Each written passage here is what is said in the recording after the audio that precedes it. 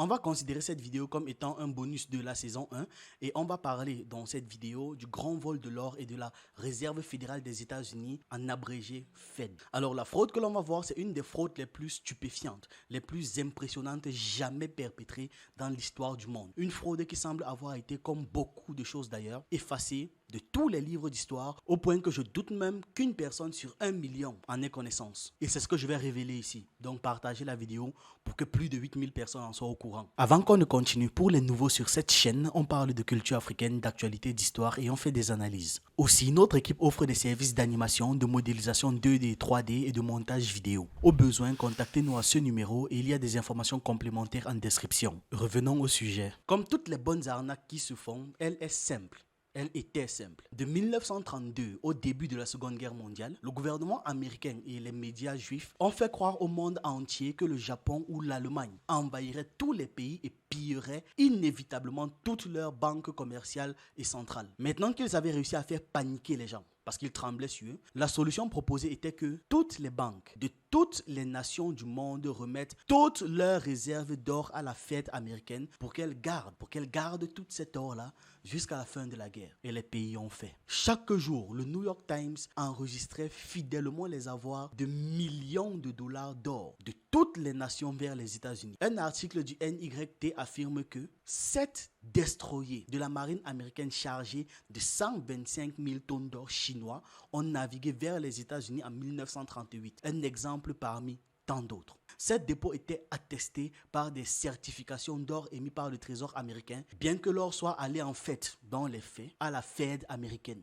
et non dans le Trésor américain. Cependant, il ne semble pas y avoir le moindre exemple crédible d'une quelconque restitution de cet or à ses propriétaires. Dans tous les cas, la Fed a déclaré, absolument à chaque fois que quelqu'un venait prendre son argent, la Fed a déclaré que les certificats présentés étaient soit des faux, avec des fautes d'orthographe évidentes et d'autres erreurs encore. Ou alors il disait qu'elle ne pouvait tout simplement pas confirmer l'émission de ces certificats avec ces numéros de série et a refusé de les acheter, de les racheter, en gros de restituer l'or des gens. Donc ils venaient avec les bons qu'on leur a donnés et ils n'acceptaient pas. Un journaliste du Financial Times a affirmé qu'on est arrivé à un point où vous pouviez entrer dans une grande banque de New York, de Londres ou de Zurich, leur donner une demi-tonne d'or en échange d'un certificat de propriété, faire le tour du pâté de maison pendant 10 minutes, entrer à nouveau dans la même banque et ils nieront vous avoir jamais vu auparavant et vous feront arrêter pour leur avoir présenté un certificat contrefait. Oui, vous voyez le niveau de vol de ces gars. Quand je dis que personne n'a travaillé pour être riche dans le capitalisme, tout le monde vole tout le monde. Par la suite, des événements très étranges se sont produits. Un avion de la CIA a été découvert après un crash dans la jungle des Philippines contenant des millions de dollars de ces mêmes certificats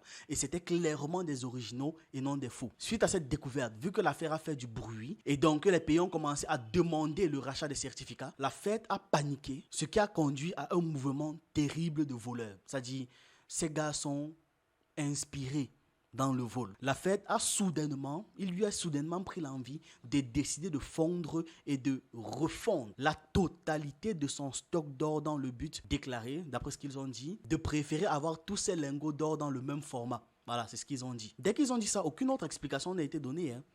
Voilà. Et en plus, ils ont dit que c'était même pas vraiment nécessaire qu'il y en ait d'autres explications. Non, ils s'en foutent. Maintenant, dans les faits, qu'est-ce qui s'est passé? Refondre des dizaines de milliers de tonnes d'or est une entreprise énorme, compliquée, qui coûte très cher, qui ne serait jamais réalisée pour la raison qu'ils ont donnée là.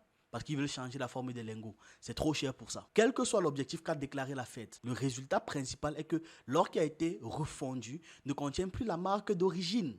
Vous voyez la marque d'origine, ce qui signifie qu'il n'y a plus aucun moyen d'identifier la source originale de cet or. Et cela signifie que personne ne pourra jamais prouver que l'or détenu par la Fed était l'or qui avait été volé presque dans tous les pays du monde. Un exemple célèbre est celui du stock d'or de la Banque centrale de Chine. Lorsque Chiang Kai-shek a perdu la guerre civile chinoise et s'est enfui à Taïwan, son dernier acte a été de piller tout l'or de la Banque centrale de Chine continentale et des banques commerciales et d'emporter des tonnes de lingots avec lui à Taïwan sous la protection des Américains. Pour renforcer leur protection, les États-Unis l'ont convaincu de les laisser acheminer l'or jusqu'aux États-Unis en lieu sûr, au cas où on ne sait jamais si la Chine attaque Taïwan, il ne lui vole pas son or. L'affaire est comme les autres. Ces trésors en lingots n'a jamais été restitué.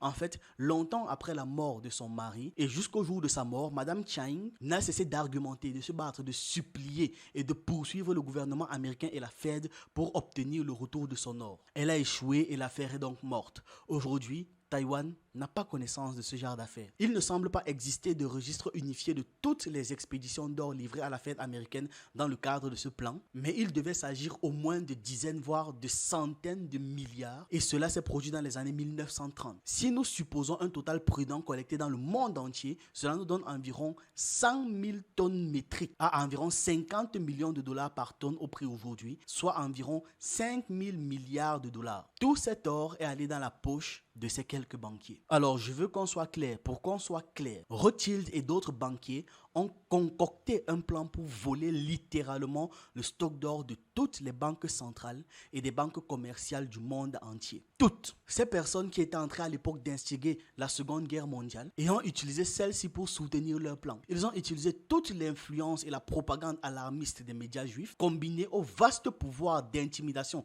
de la Maison Blanche et du département d'État américain ainsi qu'au pouvoir coercitif de l'armée américaine pour contraindre toutes les banques centrales du monde et les banques commerciales de chaque nation à remettre leur stock d'or à la Fed américaine pour qu'elle les conserve. Mais l'histoire le dit, il n'a jamais été question de remettre une partie de cet or après la guerre. Jamais.